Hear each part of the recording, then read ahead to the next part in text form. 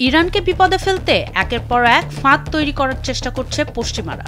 বিশেষ করে পারমাণবিক কর্মসূচি ইস্যুতে তেহরানকে চেপে ধরার চেষ্টা করছে তারা। তবে বিপদে সবসময় ইরানকে সঙ্গ দেয় রাশিয়া, চীনের মতো পরাশক্তিগুলো। এবারও তার ব্যতিক্রম করেনি ভ্লাদিমির পুতিনের দেশ। ইরানের পারমাণবিক কর্মসূচি ইস্যুতে ইউরোপের চাপের মুখে গেল শুক্রবার জাতিসংঘ নিরাপত্তা পরিষদ তেহরানের উপর পুনরায় নিষেধাজ্ঞা আরোপের পক্ষে ভোট দেয়। তবে জাতিসংঘের এই সিদ্ধান্তের কঠোর সমালোচনা করেছে রাশিয়া। শনিবার এক বিবৃতিতে দেশটির পররাষ্ট্র মন্ত্রণালয় সতর্ক করে বলেছে, এই পদক্ষেপ উত্তেজনা আরো বৃদ্ধি করবে। জীবন অবাক না করলে কে করবে? 28% মিল্ক ফ্যাটের অবাক করার সাথে ফ্রেশ মিল্ক পাউডার। জীবন অবাক করুক প্রতিদিন। 2015 সালের ইরানের সঙ্গে পশ্চিমাদের যৌথ সমন্বিত কর্মপরিকল্পনা বা জেসিপিওএ অনুযায়ী জাতিসংঘের তদারকির স্বার্থে ইরানকে নিষেধাজ্ঞা থেকে অব্যাহতি দেওয়া হয়েছিল।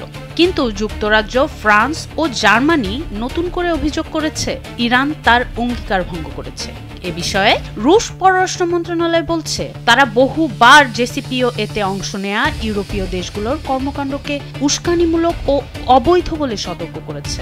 রাশিয়ার দাবি, জাতিসংঘের নতুন সিদ্ধান্ত কূটনীতির সঙ্গে সামঞ্জস্যপূর্ণ নয় এবং এর ফলে ইরানের পারমাণবিক ইস্যু নিয়ে উত্তেজনা আরও তীব্র হবে।